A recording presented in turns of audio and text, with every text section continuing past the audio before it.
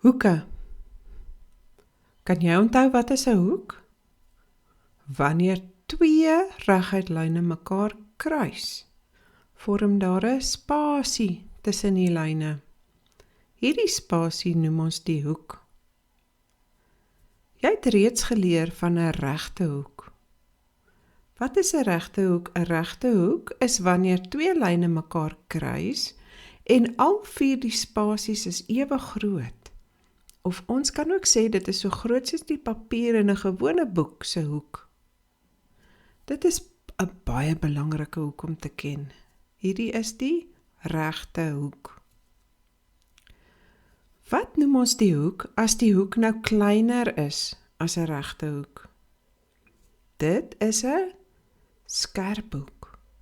sien jy die punt wat vorm waar die lyne kruis? Dit is skerp. En nou as die hoek groter is as 'n regte hoek?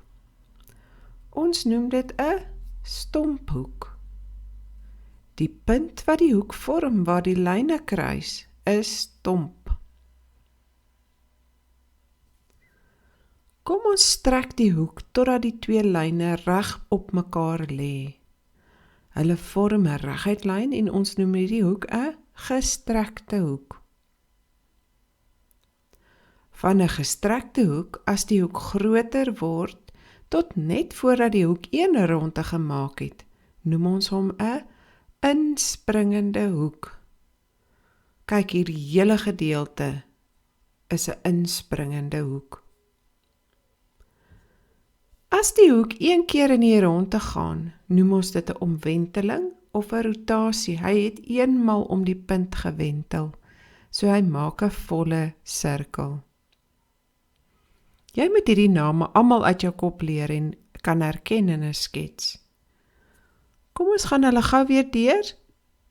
Ons begin by die kleinste hoek. Dit is 'n skerp hoek. Die hoek strek groter totdat ons by 'n regte hoek uitkom.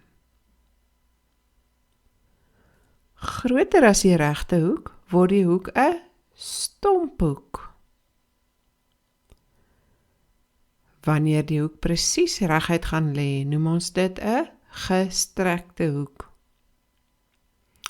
Nou word hy groter. Groter as 'n gestrekte hoek word 'n inspringende hoek genoem.